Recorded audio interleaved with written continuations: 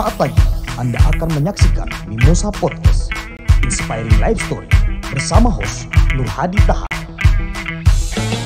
Menggali informasi, beda fakta dan data, mengungkap jejak serta problem sosial.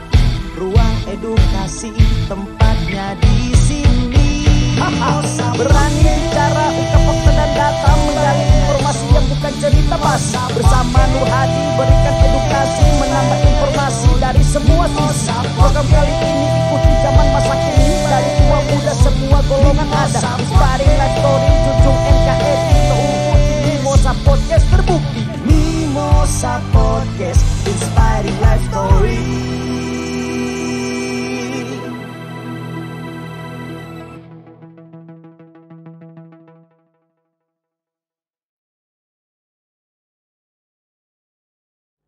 Ya, Assalamualaikum warahmatullahi wabarakatuh. Pemirsa Mimosa Podcast, kali ini kita berada di Kelurahan Mumialo, Kecamatan Kota Tengah, Kota Gorontalo. Tepatnya kita berada di Jalan Kalimantan, di kediaman mantan Gubernur Gorontalo, Bapak Fadel Muhammad. Dan tamu kita hari ini adalah seorang mantan Presiden Gorontalo. Ia pernah menjabat sebagai senator mewakili Gorontalo dan juga saat ini aktivitasnya sebagai seorang pengusaha dan juga banyak melakukan gerakan-gerakan sosial. Ada banyak juga yayasan-yayasan yang telah dipimpinnya. Dan untuk itu kita sapa tamu kita di pagi hari ini, Nyonya Haja Fadel Muhammad. Assalamualaikum warahmatullahi wabarakatuh. Selamat pagi untuk seluruh pemirsa Mimosa yang saya cintai dan saya banggakan. Iya, oke. Dan pertama kami Mimosa Podcast mengucapkan terima kasih, kami sudah diterima di kediaman ini. Dan tentu hari ini banyak agendanya Ibu di Gorontalo, tapi masih meluangkan waktu bersama kami di program ini. Tentu ini kehormatan bagi Mimosa Podcast, program obrolan ini yang tentu di pagi hari ini ada banyak hal yang ingin kita bahas, termasuk tentang bagaimana semacam hal-hal yang dilakukan oleh Ibu Hana untuk mensupport Pak Fadel. Karena ada pepatah mengatakan di belakang laki-laki yang hebat itu ada seorang perempuan yang selalu memotivasi. Nah, ini tentu juga menjadi salah satu edukasi bagi ibu-ibu di rumah yang tentu juga ada suaminya yang sibuk dan lain sebagainya. Nah, tentu ini ada tips-tips dari Ibu pada pagi hari ini.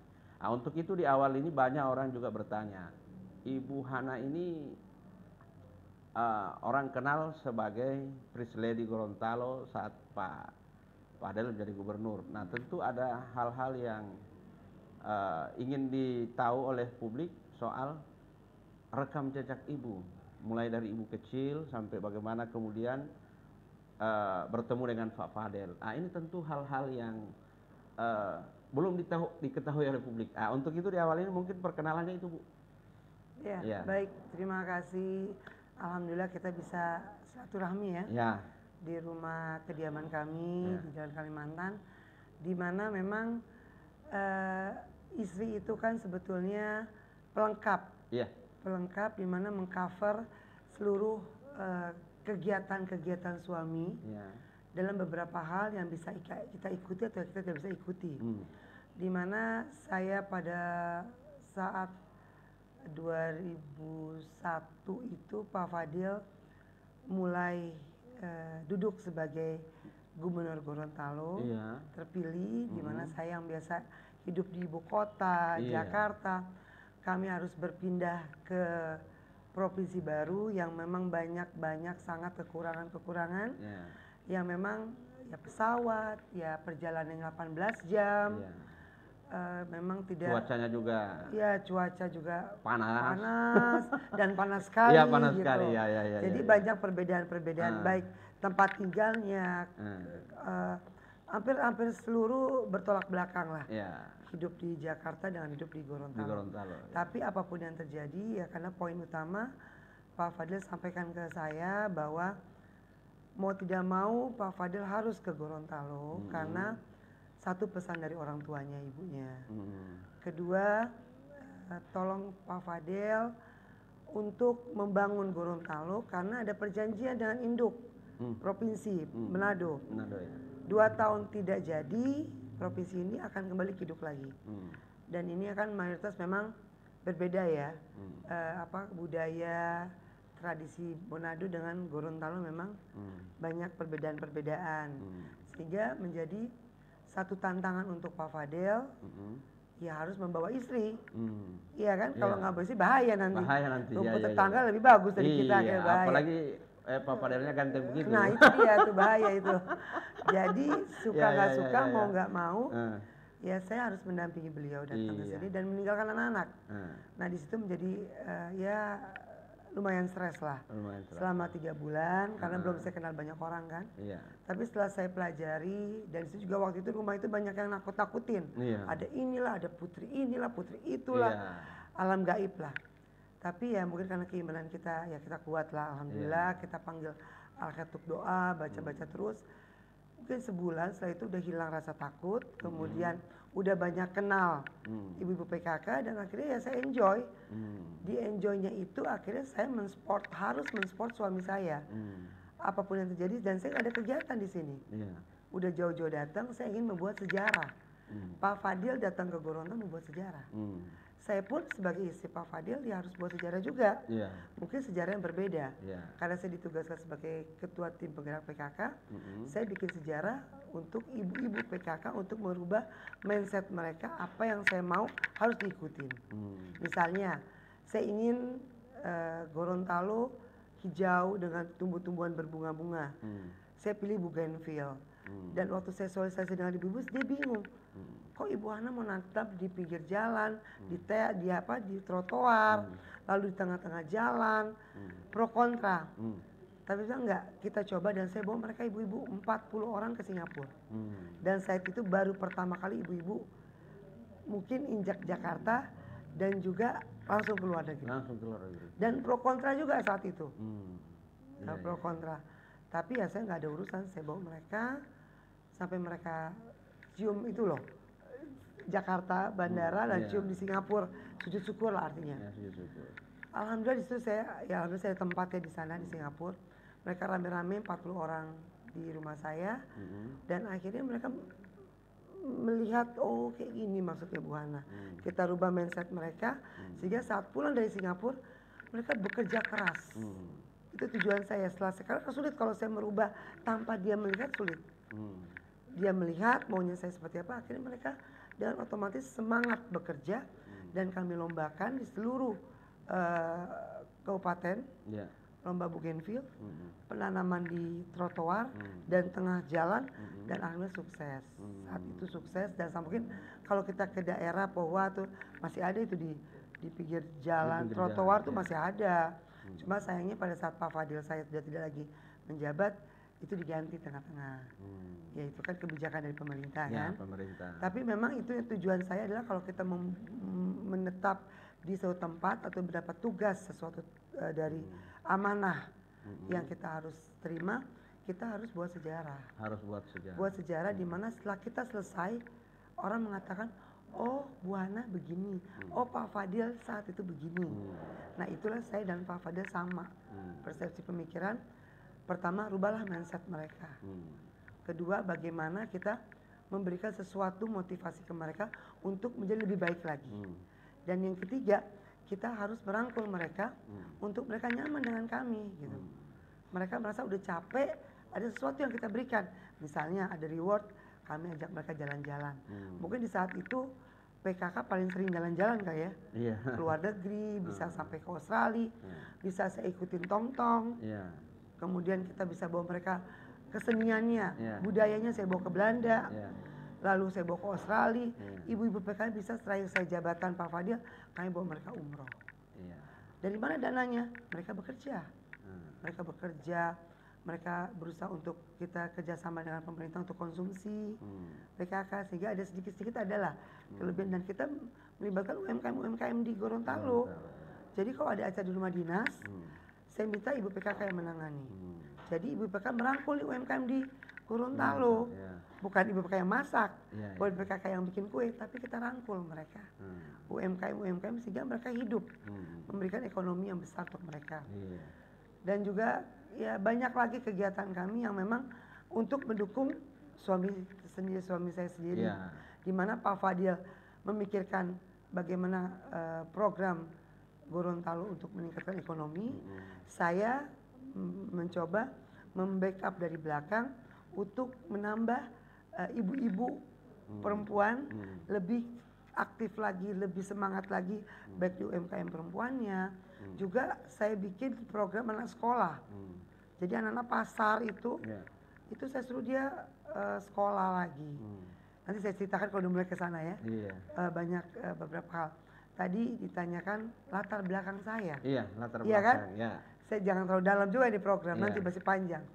Jadi kebetulan ayah saya ini adalah Ketua Umum PPI, Pemuda Pelajar Indonesia, PPI. Se-Indonesia. Itu ayah saya. Dan kakek saya memang pejuang. Zaman melawan Belanda. Dia memang mungkin karena darah itu ada di diri saya, mungkin dari kita berenam bersaudara, kelihatannya saya yang suka turun ke masyarakat, perempuannya ya. Saya yang suka senang politik lah, artinya bisa senang ke dunia itu ya. Ke dunia organisasi sosial, politik segala macam. Dan mendapat suami orang politik. Ya itu mungkin udah jodoh ya. Seperti botol sampai tutupnya lah, klop. Jadi ya saling mendukung gitu. Walaupun praktek saya pertama itu di Gorontalo. Belajar saya hidup bermasyarakat itu di Gorontalo. Belajar bagaimana menghadapi orang yang tadinya memusuhi kita, tapi kita rangkul lagi dia dengan mudah gitu. Dan cepat memaafkan dia. Walaupun kita mengingatkan apa yang dia lakukan tidak bisa dilupakan. Tapi kita mencoba memaafkan. Itu tidak gampang. Tidak gampang hidup seperti itu kan. Tapi saya belajar di Gorontalo. Banyak ilmu saya dapat di Gorontalo. Sehingga alhamdulillah mungkin berkat kita ikhlas pengabdian di Gorontalo. Dan dukungan dari keluarga saya juga, kakak-kakak saya paling kecil. Istilah orang betul bilang bontot ya. Paling bontot gitu. Jadi manja. Jadi kebetulan kakak saya kan nggak biasa jauh dengan mereka. Sekarang saya jauh tinggal di Gorontalo, tapi mereka mensupport saya. Keluarga saya datang mensupport kegiatan saya, suka duka mereka juga support saya. Alhamdulillah ya akhirnya sampai sekarang ya saya lihat ya adalah sejarah saya biar sedikit masih ada. Masih tertulis terlihat rumah layak huni, anak putus sekolah yang tadinya mereka calon-calon istilah kalau kita nggak didik dengan baik menjadi preman atau jadi apalah ya. Akhirnya mereka bisa menjadi polwan, bisa menjadi guru. Ya itulah alhamdulillah. Masih kalau kita ketemu masih Bu Hana, saya kan anak Ibu Hana, Bu Hana. Jadi itulah istilah bilang sejarah. Sejarah itu berbeda-beda kan. Ya mungkin bagi saya itu sejarah untuk saya. Oke, Ibu Hana. Nah tentu ada juga persepsi orang Gorontalo dan juga mungkin pada umumnya di Indonesia bahwa perempuan itu ya cukup di rumah aja, nggak usah turun-turun, nggak usah ini ya, kodratnya hanya urus rumah tangga. Nah menurut Ibu Hana itu pendapatnya bagaimana? Ya kalau kita lihat Ibu Kartini kan, itu zaman Ibu Kartini udah berontak seperti itu kan. Masa zaman modern sekarang masih berpikir begitu ya. Mungkin ya adalah yang seperti itu jika misalnya dengan kondisi keuangan mereka memang mepet, kondisi juga lemah, bagaimana dia harus merawat anak-anaknya itu wajib. Sebagai istri wajib adalah rumah tangga. Dia bisa memberikan kegiatan sosial mereka bisa saja dalam rumah, ya kan? Dia rangkul tetangga-tetangga, kita kumpulkan uang, kita tuh memberikan sesuatu ke masyarakat bisa.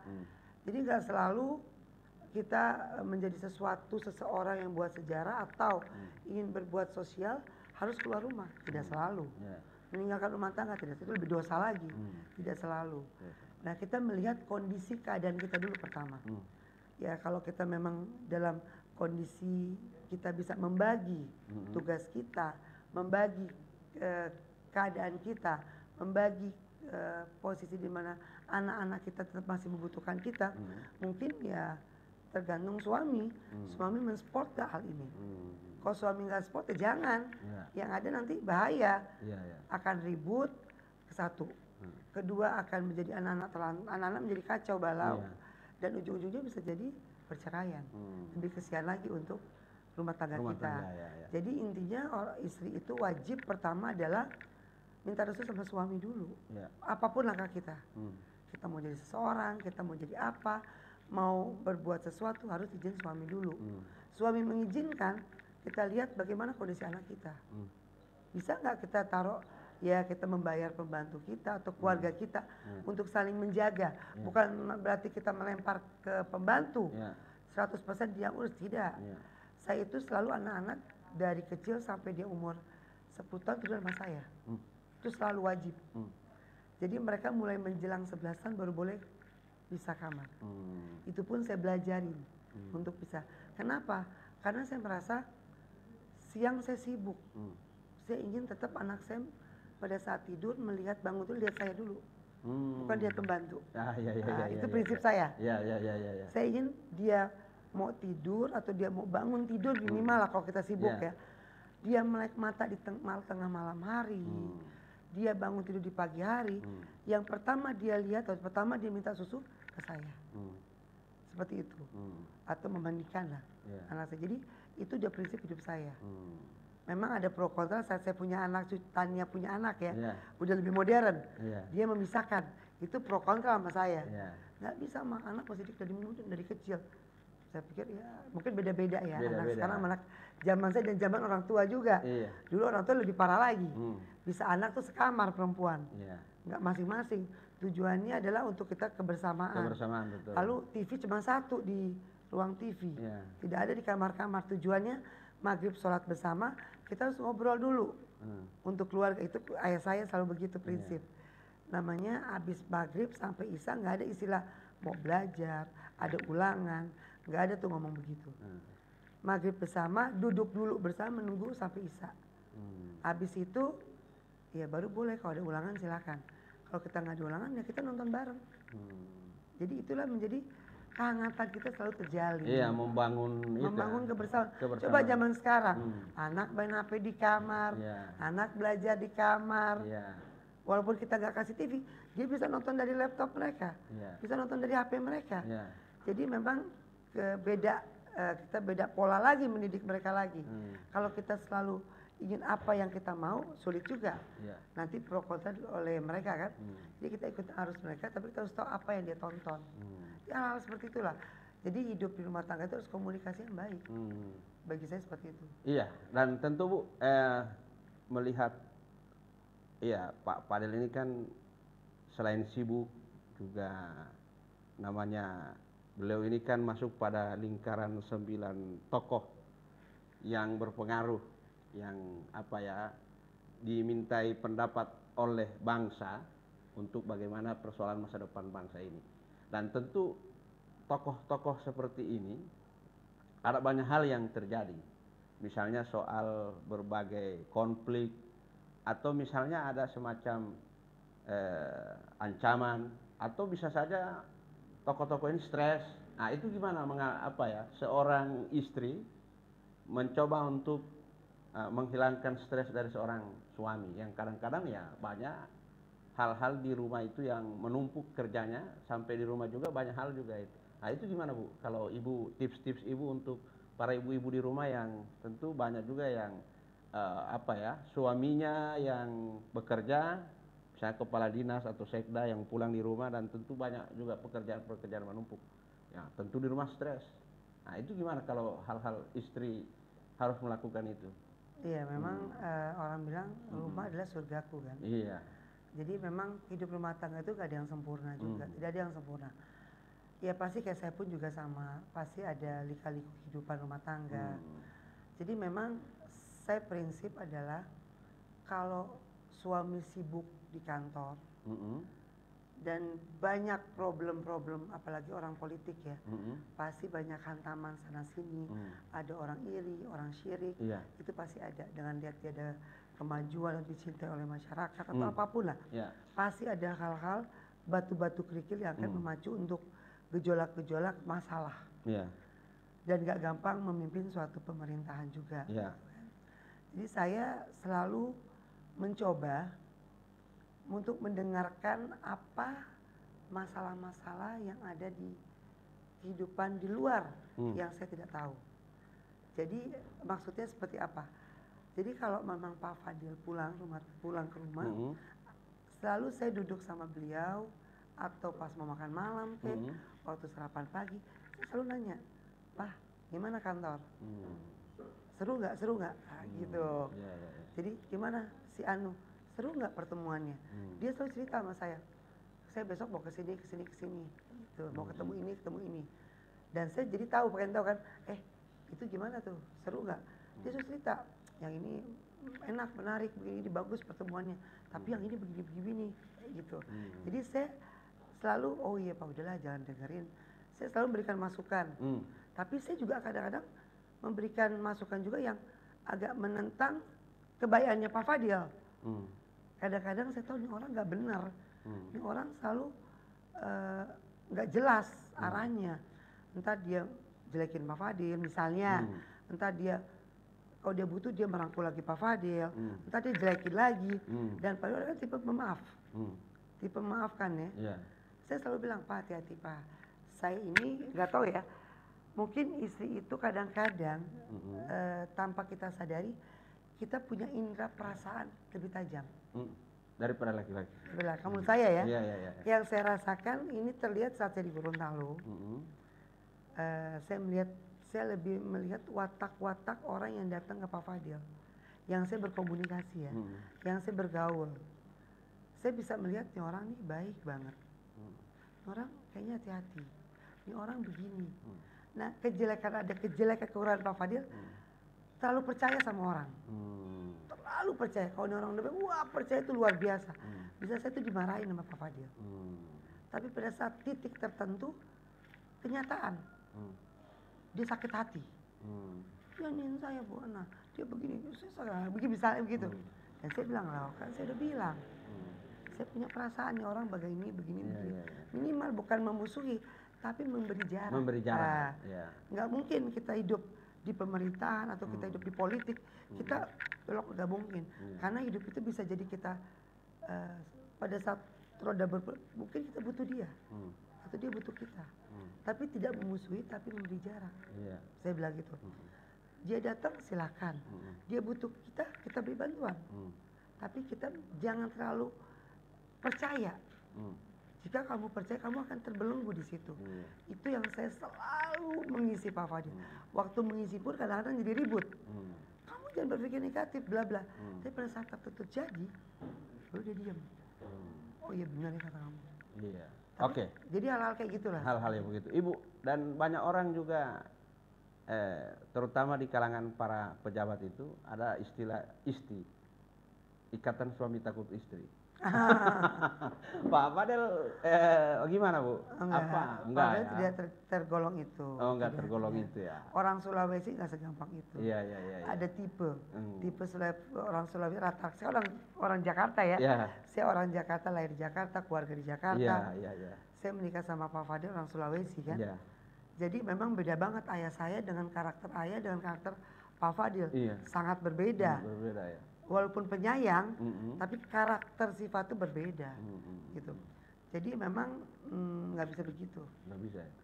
Dia itu punya prinsip, prinsip mau dibilang takut istri tidak ya. Tapi dia mendengar istri. Bukan takut istri, mendengar istri. Ya. Mungkin dari awal karena dari pengalaman ya. Ya.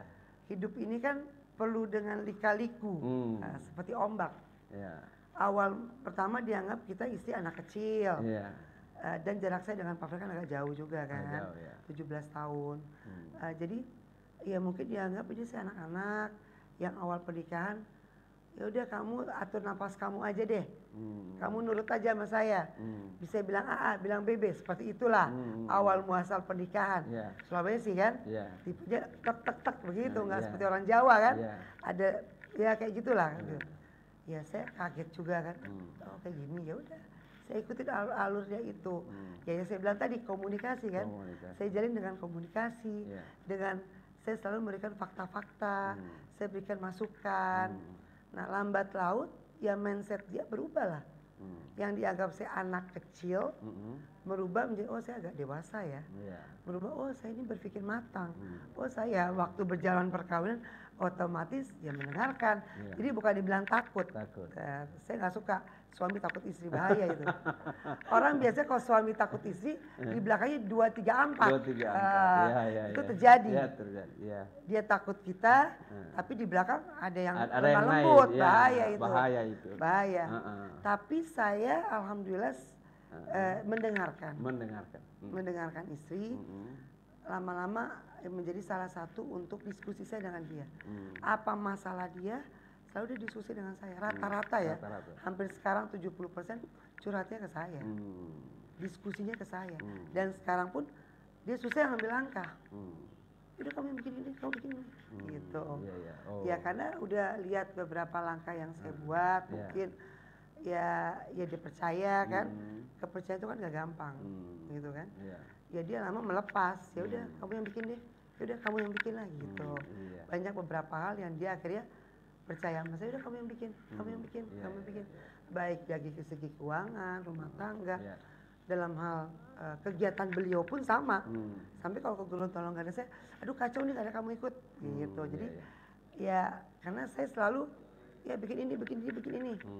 Jadi dia udah percaya lah. Ya, memperhatikan hal-hal yang tidak diperhatikan oleh Pak Fadel. Iya, kalau dia kan biasanya ke UNG, hal yang akademisi aja kan, lebih dia fokus ya kan. Tapi soal teknis dan teknis di lapangan, teknis ke masyarakatnya, teknis ya merangkul, ya udah selain saya.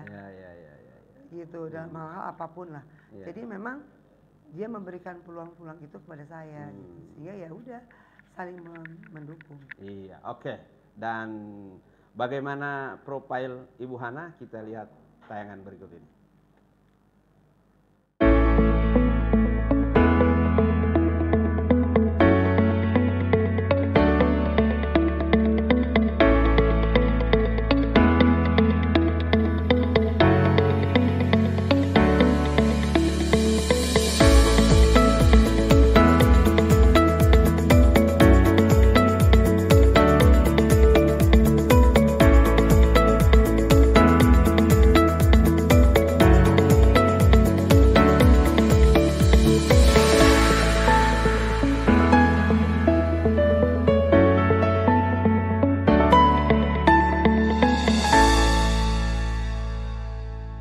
Mimosa Podcast, Inspiring Life Story.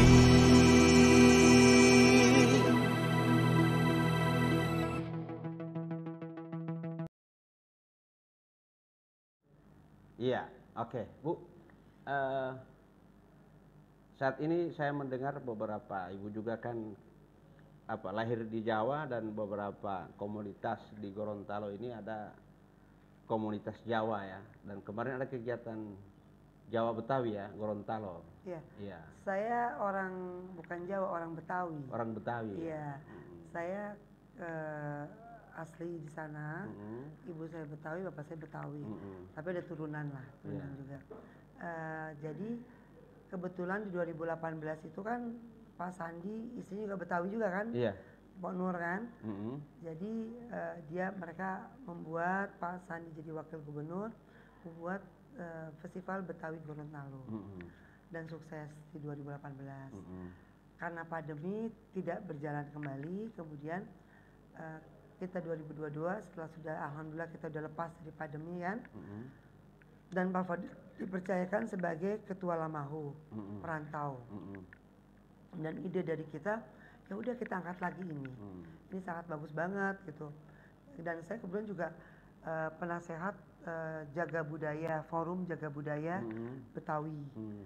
Saya di sana dan saya bilang ya udah kita buat aja kembali festival budaya Betawi Gorontalo dan pariwisata. Karena sekarang kan dia pisah nih di DKI, pariwisata dan budaya. Jadi kami satukan kembali dengan program yang kami buat. Gitu, sehingga nggak mungkin bagi saya budaya sendiri, pariwisata sendiri nggak mungkin. Harus satu kesatuan. Alhamdulillah disambut baik oleh pemerintah DKI, kami bisa sama gubernur dan wakil gubernur, dan dalam waktu yang begitu sesingkat-singkatnya kami pihak DKI, gubernur dan wakil memerintahkan kepala dinas Pak Iwan Kebudayaan dan Pak Andika Parekraf menghubungi kami dan mengundang kami ke sana untuk mendukung kegiatan Festival Budaya Betawi Gorontalo dan pariwisata, di mana programnya berbeda dengan kemarin. Saya ingin sekali bahwa kegiatan ini bukan cuma formalitas atau cuma hiburan sekejap saja dan dilupakan. Saya kan bilang, saya kalau berbuat satu harus sejarah. Itu prinsip saya. Saya ingin yang saya buat itu gak sia-sia. Ada rakyat mengingat, lingkungan masyarakat mengingat, dan tergaung berita ini. Sehingga saya buat di 5 wilayah DKI dan Kepulauan Seribu juga Provinsi Gorontalo. Kunjungan balik pihak DKI ke Gorontalo. Apa aja yang kita lakukan di sana? Kita perkenalkan tarian Gorontalo. Kita perkenalkan proses pernikahan Gorontalo. Kita perkenalkan kulinernya Gorontalo. Begitu. Dan kita bagi-bagi makanan Gorontalo, misal binte, macam-macam kita kasihkan free, dan makan-makan khas Gorontalo. Dan kita jadikan lomba masak Gorontalo dan masakan Betawi dan lomba kasidah dan sebagainya. Juga kita kolaborasi tariannya. Orang pakaian tarian Betawi, setelah tari Betawi dia tari Gorontalo dengan pakaian Betawi. Nah, ini yang kami bentuk sehingga kami paparkan, kami tayangkan di acara-acara di 5 wilayah. Dan kami libatkan RW, RT, camat, dan masyarakat. Sehingga tadinya mereka nggak tahu di mana tuh Gorontalo. Mungkin Gorontalo dikenal untuk pemerintahan. Tidak semua kalangan menengah bawah tahu Gorontalo. Kalau bukan orang Gorontalo. Buktinya setelah saya lakukan ini, orang nggak tahu Gorontalo di mana ya. Oh, dekat Manado. Begitu mereka. Sehingga dengan ada kegiatan yang saya gencar ini, dan alhamdulillah didukung besar oleh pemerintah DKI. Dan mungkin bukan dikit anggarannya. Satu event aja saya bisa dianggarkan 300 juta. Satu event. Satu event ya? Satu kegiatan. Bukan uangnya saya terima ya, tapi mereka anggarkan. Untuk apa? Untuk panggung, sound system, untuk apa konsumsinya, untuk musiknya, palang pintunya. Jadi paket di Betawi itu udah komplit. Seperti itu. Tinggal kami Gorontalo menambah. Tarian, adat. Seperti itu kita kombinasikan. Jadi luar biasa, begitu besar DKI mendukung kami. Dan yang hebatnya lagi waktu saat pembukaannya pun gak sebarang orang yang buka acara kami. Di tanggal 9 Oktober di mana masa-masa fullnya kegiatan Pak Gubernur DKI. Tapi alhamdulillah kami mengundang Gubernur Gorontalo. Ini kan harusnya pemerintah ya. Antar pemerintah. Antar pemerintah. Jadi kita undang Gubernur Gorontalo, Sekda, tapi mungkin mereka sibuk. Mereka tadi mau hadir tidak bisa hadir. Tapi diwakili oleh Pak Fadil lah sebagai orang Gorontalo. Tapi subhanallah saat pembukaan di Cilandak itu yang datang jam 8 pembukaan karnaval. Jalan paginya itu Pak Anies sendiri. Beliau hadir. Dan beliau itu pesan sama saya, Bu Hana kalau bisa buat acara dekat sama lokasi rumah saya. Memang saya padat banget acaranya. Sebenarnya sebelum saya melangkah ke lain, saya datang sowan dulu ke Bu Hana. Sehingga saya Pak Anies datang untuk buka acara, sambutan dan sebagainya. Lalu jam 9 Pak Anies pergi, ya datang Pak Wakil Gubernur. Oh, Pak Wakil Gubernur. Wakil Gubernur datang. Mungkin harus ditayangkan itu nanti. Kita berikan fotonya nanti. Wakil Gubernur yang datang untuk membuka acara adat. Kan kalau Pak Anies bukan adat ya. Karena pakaiannya pakaian kaos kita kan, kaos karnaval. Kalau karena beliau gak ada waktu, mereka balikan, buka acara karnavalnya. Jam 9 Pak Wagub datang adat Gorontalo dan Palang Pintu membuka acara, rangkaian acara. Dan bukan Pak Wagub saja, Pak Wali Kota hadir. Wali Kota Jakarta. Selatan hadir. Bukan Pak Wali Kota lagi. Sekda hadir. Kemudian kepala dinas, 2 kepala dinas, baik kepala dinas kebudayaan dan kepala dinas pariwisata. Sehingga beliau Pak Andika, beliau setelah Pak Wagub sampaikan sambutan, beliau memberikan sambutan juga. Camat dulu sampai mereka mengatakan, Bu Ana, saya terima kasih sama Bu Ana dan Pak Fadil. Itu sampai sedih mereka. Karena Pak Adis itu selama bertugas tidak sempat lagi injak wilayah kami. Waktu kampanye. Sekarang beliau datang bukan sendiri. Seluruh rangkaian dan belum pernah, ini kata mereka ini, di DKI, satu kegiatan yang sama didatangi oleh seluruh pejabat pemerintah. Baik Pak Gubernur, Wakil Gubernur, Sekda, Wali Kota, Sekda, seluruh kepala dinas datang. Artinya apa? Artinya DKI yang begitu penduduknya begitu banyak, 11 juta. Kita aja 1,5 juta. Provinsi yang kecil dari DKI. Tapi sangat merespon, menghargai Gorontalo. Provinsi Gorontalo. Dan menghargai tokoh. Yang saya bilang tadi, tokoh yang memang Fadil Muhammad. Mereka menghargai mantan gubernur di Gorontalo dan juga tokoh nasional. Sehingga mereka mungkin karena ketokohannya Pak Fadil, sehingga mereka sangat respect sekali dengan kami, Gorontalo. Sehingga begitu mereka mewajibkan menganggarkan. Bayangin, kami ini datangnya bukan dari Januari loh, mengajukan proposal. Baru mungkin di September. Artinya tinggal masa-masa akhir. Iya kan? Masa September Oktober lah kami mengajukan proposal ini. Tapi diwajibkan oleh kepala dinas, subdin-subdinnya untuk buat kegiatan ini. Mereka sampai menanyakan, Pak Iwan, Pak Andika, emang harus?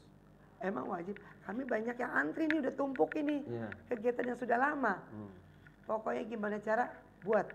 Karena ini udah bersedia di 2018 dan ini unik, dia bilang. Ini berbeda dengan yang lain. Mereka bertanya apa perbedaannya? Beda, selama ini kan setiap provinsi meminta anggaran ke kita, ke DKI, yang perantau-perantau nih, mengajukan anggaran. Mereka anggaran dari kita tapi hanya mempromosikan kegiatan provinsi dia saja. Festival Manado misalnya, festival Bima. Kok ini kan tidak. Baru pertama kali ini yang berkolaborasi. Betawi dan Gorontalo. Di setiap seluruh kegiatan mempromosikan Betawi dan Gorontalo. Sehingga menjadi proyek mereka. Dan mereka wajibkan untuk menganggarkan. Dan untuk itu untuk di paragraf. Di kebudayaan beda lagi. Dia wajibkan tune in. Artinya yang sudah ada festival-festival yang mereka sudah buat, Bu Hana dijodohkan ke mereka. Jadi kita masuk di kegiatan mereka. Misalnya festival Condet. Saya bantu di situ. Lebih meriah lagi ada kegiatan kami. Dan hampir 4.000 orang yang hadir.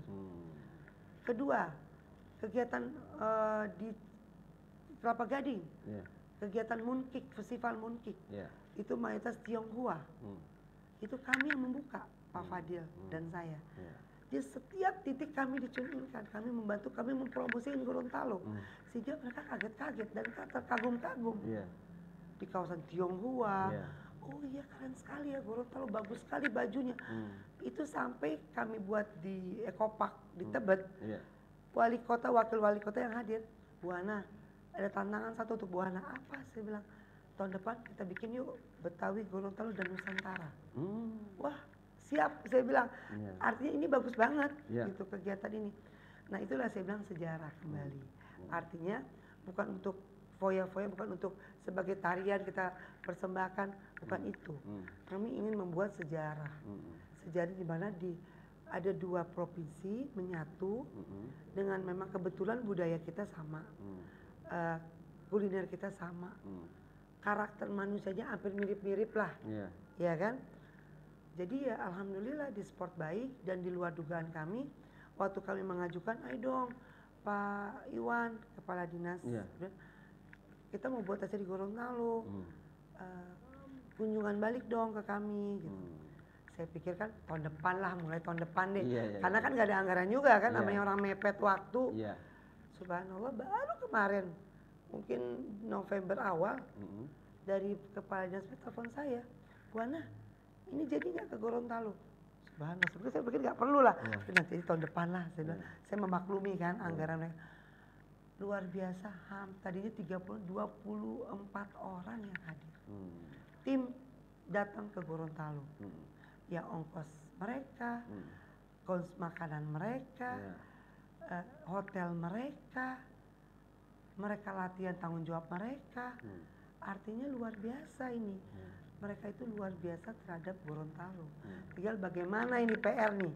Bagaimana pemerintah Gorontalo merespon baik untuk hal ini. Baik gubernur, baik wali kota, baik bupati. Karena sayang momen ini yang kita tidak bisa terulang lagi. Kita harus MOU dengan mereka. Gubernur harus MOU dengan mereka. Sehingga mungkin Pak Fadil sekarang jadi ketua Lamahu. Kita nggak tahu ke depannya kan siapa. Mereka tinggal meneruskan kegiatan ini. Ini kan sangat baik sekali. Sangat baik sangat baik. Dan kita anggaran disiapkan kok. Tinggal tugas kita cari sponsor. Cari yang bisa mendukung. Menambah-nambah lagi. Semua dari mereka kok. Gitu. Dan mereka senang. Yang penting kita punya ide. Jangan sama. Di Jakarta Selatan sama. Jangan. Kita harus berbeda-beda konsep kita. Sehingga mereka melihat, oh iya, dia tantangnya saya pulang. 25, 26, 27 udah acara dengan Jakarta Timur. Lalu tanggal 3 Desember dengan Jakarta Utara. Tanggal 10 Desember dengan Jakarta Pusat. Itu kita buat 1000 anak yatim belajar seni lukis, lomba seni lukis dan menggambar. Bayangkan bagaimana program ini berjalan dengan baik. Gitu. Jadi ya alhamdulillah, saya kan bingung saat itu. Aduh, Gorontalo siapa yang saya bisa minta tempat untuk kegiatan ini? Bagusnya saya sih di provinsi maunya saya supaya klop ya. Tapi mungkin provinsi sibuk. Ya udah, akhirnya yang saya lihat event yang tepat ini bersamaan adalah Kabupaten Gorontalo, Limboto. Akhirnya kami kontak ke Pak Nelson. Wah, alhamdulillah beliau sambut baik. Ya udah kita gabungkan saja kegiatan festival Limboto dengan festival budaya Betawi Gorontalo dan pariwisata. Kita bedakan waktunya saja. Kita di siang hari jam 1 dengan rangkaian karnaval, pertunjukan dari tim DKI dan juga malamnya acara Limboto. Dan alhamdulillah nih Pak, insya Allah kemarin kami diundang oleh Pak Wali Kota Pak Martin Taha, diundang makan, kita berbincang-bincang. Insya Allah tahun depan beliau bersedia untuk penempatan tempat beliau dan mengadakan festival Betawi Gorontalo. Ya, insya Allah maunya saya memang bergantian. Jadi entah besok di kota, besok lagi di mana. Mungkin jauhnya kita lebih semarakan lagi. Ya insya Allah lah, ini sejarah lah. Saya buat sejarah di Gorontalo biar kecil, anak putus sekolah misalnya kan. Yang saya bilang tadi, mereka di pasar, nenteng-nenteng. Saya bujuk sekolahkan di sekolah anak saya di SD 61, itu bersejarah untuk saya tuh. SD 61 itu. Itu Fauzan sekolah di situ. Karena saya bingung sekolah di mana nih mereka. Karena mereka umur kan ada yang 16 tahun, 4 SD. Ada yang 15 tahun baru 2 SD berhenti sekolah. Sampai saya ke Dinas Pusat, Pendidikan Pusat. Saya minta waktu sama mereka, boleh nggak nih anak-anak yang memang umur yang berbeda-beda ini bisa mendapat ijazah nantinya, ijazah SD. Dan itu belum ada waktu itu di seluruh provinsi, belum ada. Tapi dia bilang, Bu Ana bagus juga idenya. Bilang Pak Fadil, kami akan rapatkan untuk mereka project di Gorontalo sebagai menjadi contoh untuk seluruh Indonesia. Jadi anak yang berumur 16 tahun masuk kembali sekolah SD di kelas 2 atau di kelas 4 sesuai dia terakhir sekolah. Akhirnya mereka setuju dan mereka mendapat ijazah yang sama dengan anak-anak SD 61. Dan gurunya wajib guru SD 61 yang mengajar. Jadi mengajar pagi, mengajar siang. Nah polanya bagaimana kata mereka kan? Gampang saya bilang. Karena mereka bilang udah ada paket C di pasar. Paket A, paket B, paket A, B dan C. Tapi faktanya saya bilang nggak jalan. Nggak ada yang mau lah, mereka mau cari duit kok, saya bilang gitu. Kosong. Caranya saya PKK memberikan dana ganti rugi. Jadi mereka bekerja pagi, jam 12 wajib ke sekolah, mandi di sekolah. Saya siapkan baju mereka, seragam mereka, sepatu mereka, tas mereka. Selesai jam 12 mandi, masuk sekolah dengan catatan pulang pengganti uang mereka bekerja saya kasih Rp5.000. Itu mereka seneng dong. Belum tentu mereka dapat sore Rp5.000. Jadi kami PKK membagi mereka 5.000. Jadi otak mereka bukan belajar awalnya, dapat duit. Dapat duit 5.000. Nah, dapat sepatu, dapat tas, dapat duit. Itu waktu mereka begitu. Jadi kalau udah mulai selesai sekolah, mana duit? Kasar kan? Mana duit kayak gini. Sepatu yang saya beliin seminggu rusak, dipakai bola. Jadi udah saya bikin aturan, kalau kamu sepatu rusak, saya gantikin tapi saya potong 1.000 uang jajan kalian. Lalu mereka ganggu nih anak kelas, anak atas pagi. Ya cantik-cantik kan anak SD. Jadi mereka yang udah nggak dapat kerjaan, jam 10 udah datang nongkrong.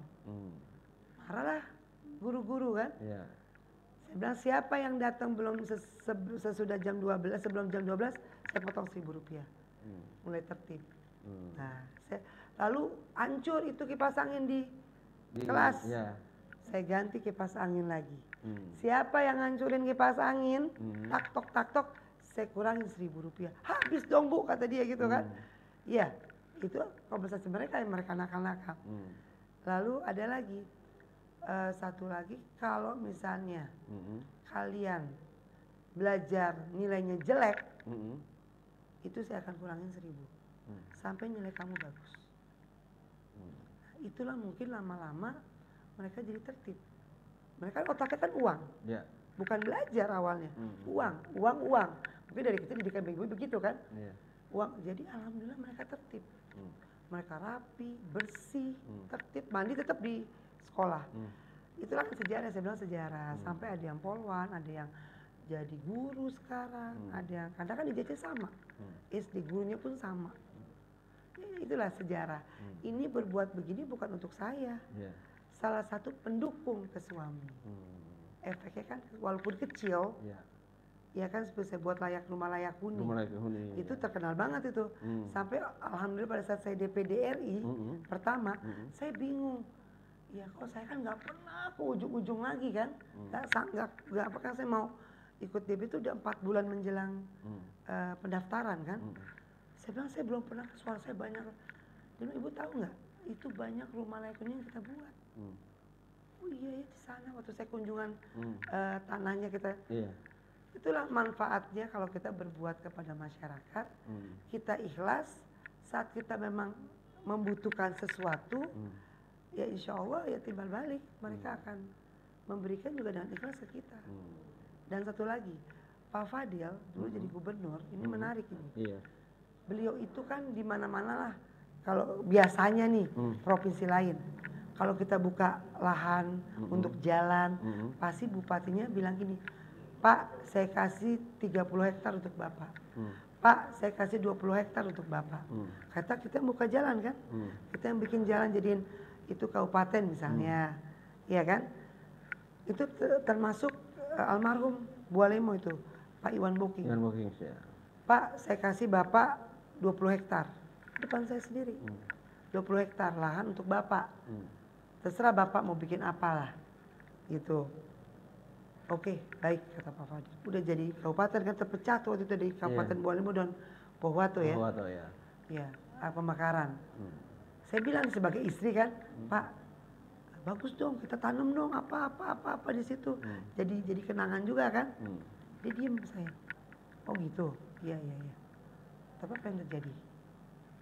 Pas sudah selesai pemekaran, ada saya juga, saya selalu diajak rapat sama Pak Iwan, saya minta yang 20 hektar ini dibagi 1 hektar untuk para petani. Siapa yang lazim mereka mau. Jadi Bapak, saya bilang Pak 2 hektar itu untuk saya. Saya bilang gitu kan, di pinggir jalan gitu, saya orang bisnis juga kan. Kamu jangan bermimpi. Selama saya jabatan di Gorontalo, Jangan bermimpi kamu punya lahan satu pun di sini. Kamu beli maupun diberikan. Itu prinsip Pak Fadil. Shock juga kan saya? Iya. Jangan bermimpi kamu beli atau kamu diberikan. Kamu di luar mau bisnis silakan. Tidak di sini. Ya udah, bagi saya ya udah. Marah kan Urin namanya perempuan. 2 hektar aja nggak boleh, ribut. Heran ini namanya perempuan kan, ibu kan. Tapi hikmahnya ini semua. Waktu saya ikut DPD, Pak Fadil jadi DPR RI, yang tahu sendiri lah bagaimana kan hantaman sana hantaman sini kan, Pak Fadil jadi DPR RI. Subhanallah, itu petani-petani semua kumpul ke Pak Fadil. Pak, Bapak nggak usah keluarin uang. Saya yang berkampanye, saya membiayai di sini, saya membiayai di sini, saya membiayai di sini.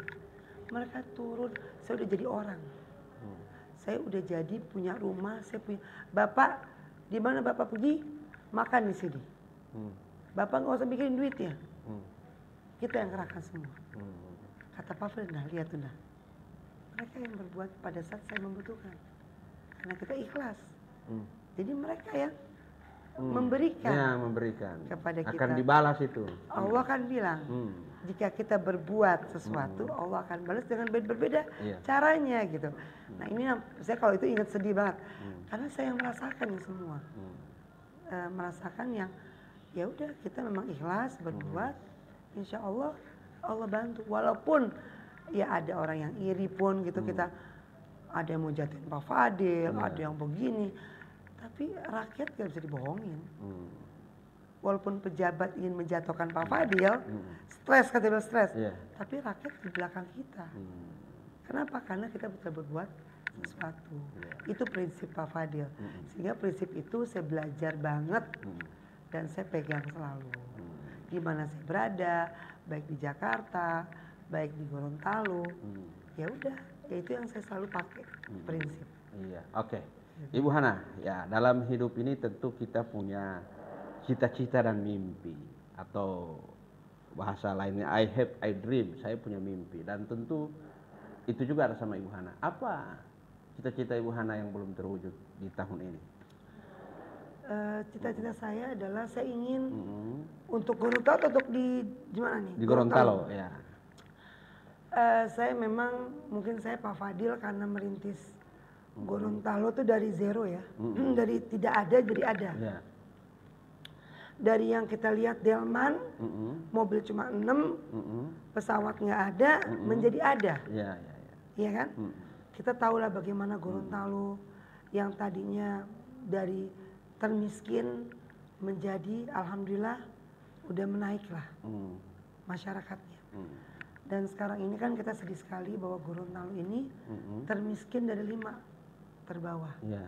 Ini kan yang pernah duduk di Gorontalo, pernah juga saya hidup di Gorontalo, mungkin saya hampir 20 semasa hidup saya, dari 20 lebih lah. Saya mengabdi terus di Gorontalo kan. Saya 10 tahun tambah DPD, tanpa Pak Fadil, udah hampir ya 25 tahun, hampir 30 tahun lah saya di Gorontalo. Saya tahu banget perkembangan Gorontalo.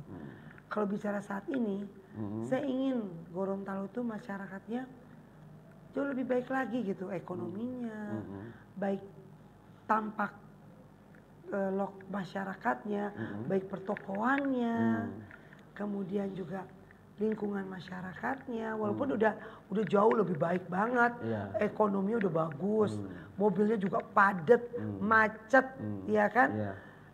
Tapi ada beberapa hal-hal yang memang impian kami itu belum terwujud, terutama untuk pariwisatanya, ya kan, infrastrukturnya, ya itu yang memang kami bermimpi bahwa orang selalu ingin ke Gorontalo dan bukan sekali, berkali-kali. Misalnya Pulau Cinta, orang kepengen dan saya pengen lagi dan pengen lagi, terus begitu. Saronde begitu juga. Itu udah bagus ada Pak Pulau Cinta, Saronde. Nah mungkin harus lebih ditingkatkan lagi fasilitasnya, kemudian juga kebudayaannya, yang memancing ya masyarakat. Ya itu yang memang orang pengen tahu kan dari situ. Bagaimana orang mau datang karena ada sesuatu yang menarik. Contoh ikan hiu, saya selalu promosikan ikan hiu. Sehingga tim DKI yang datang pertama saya ajak besoknya ke Hiu dulu. Tujuannya apa sih? Biar mereka pulang bicara, cerita. Ini loh, gitu, menarik loh, gitu. Jadi yang kayak gitu-gitu. Yang saya ingin sekali Gaung Gorontalo itu terkenal bukan di pihak di nasional maupun internasional. Divingnya, jangan cuma Togian, jangan cuma Manado. Ini loh tempat cantik loh di sini. Belum lupa kan memang diving, jadi dia bisa kemana-mana. Lalu juga lapangan golf. Ya kan dulu Pak Fad yang hidupkan, walaupun dulu zaman pakai ada tapi kan nggak terawat ya. Pak Fad yang hidupkan lagi. Ya maksud saya ya kalau bisa pemerintah membuat lebih banyak lagi, 2 lagi tempat lahan kita banyak kok. Jadi Pemda-Pemda yang datang, swasta yang datang menikmati alam terbuka, menjadi bahan pembicaraan. Karena orang pemerintah saya hampir rata-rata suka golf, iya kan, bergengsi kan. Nah itu kan kita bikin fasilitas itu, sehingga orang ada kegiatan-kegiatan banyak di Gorontalo. Jadi orang ke Gorontalo itu nyaman dan enak, bukan saja kuliner, tapi pariwisata juga menarik. Nah itu yang impian saya, mudah-mudahan ke depan ya lebih bagus lagi, lebih baik lagi. Mengenai pariwisatanya, kebudayaannya, kemudian juga ekonomi kerakyatannya lebih ditingkatkan lagi, kemudian ya fasilitas-fasilitasnya lainnya. Mungkin saya sama Pak Fred tujuannya harapkan seperti itulah, supaya Gorontalo selalu diingat, selalu diimpikan ingin kesini masyarakat dari pihak luar. Itu kan menambah UMKM kita lebih hidup lagi, lebih hidup lagi. Dan satu lagi, saya sama Lamahu, Pak Fadil mengangkat kebudayaan kuliner UMKM pariwisata. Saya ingin mohon disupport oleh pemerintah daerah, didukung. Tanpa pemerintah daerah kami juga akan sulit. Masa Lamahu apa sih, kecil Lamahu. Tapi kami dibuat besar di DKI. Iya kan? Lamahu tuh kecil. Tapi kami dibuat besar di DKI. Dan kami ingin timbal balik di Gorontalo.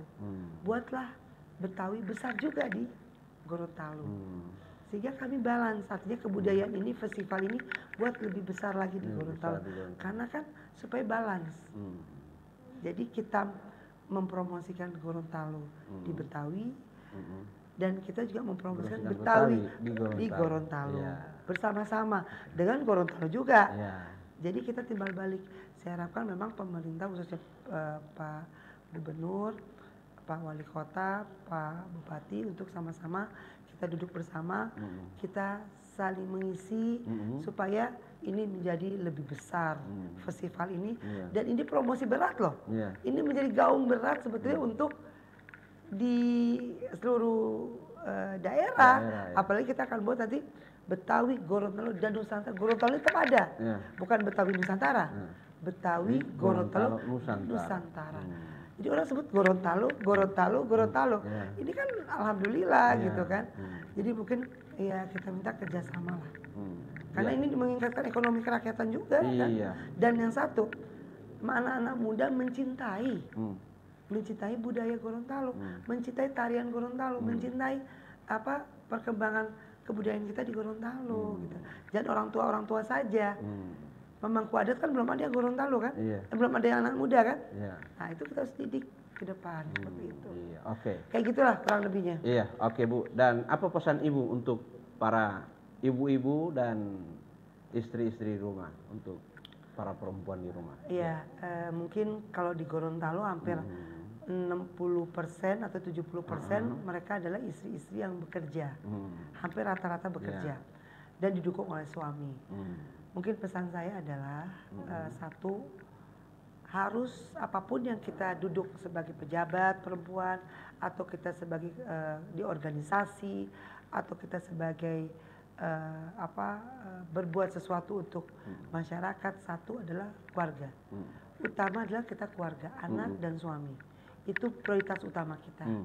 Dan yang kedua, jadilah komunikasi terhadap anak dan suami sesibuk-sibuknya kita. Nah, lalu dengan komunikasi itu insya Allah mudah-mudahan kita bisa saling mengontrol kekurangan saya sebagai istri, kekurangan suami sebagai istri dari suami kita. Manusia itu pasti ada lika-likunya. Jika dengan kita komunikasi, jika kita saling menjaga, insya Allah gangguan-gangguan untuk suami misalnya pasti adalah. sedikit-sedikitnya di kantor atau di luar yang ada orang mencoba suami kita diganggu, dengan kita selalu kontrol, selalu komunikasi dan tahu lingkungan suami siapa aja, insya Allah akan terjaga kehidupan rumah tangga kita. Itu yang kedua. Dan yang ketiga, mari perempuan seluruh Indonesia, kita harus hidup itu bukan saja membuat sejarah untuk rumah tangga, tapi harus sejarah untuk masyarakat. Buatlah sejarah kita, nama kita, untuk lingkungan kita, lingkungan tetangga kita, lingkungan masyarakat kita. Kalau memang bisa, lingkungan nasional kita. Supaya apa? Supaya di saat nanti kita udah tidak ada, anak kita ini akan bangga dengan kita. Kenapa bangga? Mungkin satu saat dia akan ketemu si A, si B, si C. Dimanapun. Dia akan tanya, orang tuanya siapa? Oh, Fadil Muhammad. Ibunya siapa? Oh, ibu anak. Itu dulu begini loh sama saya. Itu satu komunitas sama saya. Misalnya saya di IWAPI. Oh, dulu sama-sama di IWAPI. Oh, forum budaya. Oh, sama-sama di budaya. Jadi ada sejarah. Begitu. Begitu juga kita sekarang, anak saya udah rasakan. Dimana kalau dia ke kementerian, ke kelautan atau kemana aja. Oh, dulu ibu kamu tuh masakin kami di laut. Pada saat acara Bu Mega, Teluk Tomini, itu bangga kan anak ke kita. Bu, mama masak ya? Oh iya dulu acara Gorontalo Teluk Tomini. Itulah sejarah. Jadi buatlah sejarah yang baik untuk di keluarga, di lingkungan tetangga, di lingkungan masyarakat, di lingkungan pemerintah, di lingkungan luas. Apapun kamu mau jadi sesuatu, silakan. Tapi itulah, jaga komunikasi, jaga keluarga utama, kontrol keluarga, kontrol suami, kontrol istri, kontrol anak-anak kita, dan buatlah network kita sebanyak-banyaknya untuk sejarah anak kita, dikenal untuk masyarakat. Oke, dan apa pesan closing statement di program ini untuk para warganet di rumah? Untuk pemirsa. Ya baik, untuk seluruh warganet, pemirsa Mimoza, insya Allah mudah-mudahan apa yang saya sedikit pengalaman saya terutama dapat bisa menjadi ilmu untuk baik ibu-ibu, bapak-bapak ataupun anak-anak milenial sekarang, bahwa kita itu harus buat sejarah hidup. Kita harus berkarya, bersejarah, dan juga berbuat sesuatu untuk masyarakat, berbuat sosial untuk masyarakat. Sehingga hidup kamu bermanfaat untuk sekarang dan untuk di kemudian hari. Apapun yang kakak kamu, insya Allah didoakan oleh masyarakat, diijabah oleh Allah Subhanahu Wa Taala, dan bermanfaat baik dunia maupun akhirat. Itu saja dari saya. Oke. Selalu semangat. Semangat dan semangat. Iya, oke. Ya, dan pemirsa, itulah tadi obrolan kita dengan Nyonya Hajah Hana Hasanah Fadil Muhammad. Dan ada salah satu hadis Rasulullah Shallallahu Alaihi Wasallam mengatakan bahwa wanita itu adalah tiang negara. Maka untuk memperbaiki negara, maka kita perbaiki dulu wanitanya. Maka tadi pesan ibu bahwa untuk para perempuan dan ibu-ibu di rumah, tentu kita harus banyak melakukan aktivitas dan juga tanda kutip bahwa harus bermanfaat bagi orang banyak. Maka teruslah kita berkarya dan teruslah kita menginspirasi orang lain. Saya kira Mimosa Podcast di pagi menjelang siang ini undur diri. Billahi taufiq wal hidayah. Wassalamualaikum warahmatullahi wabarakatuh. Waalaikumsalam warahmatullahi wabarakatuh.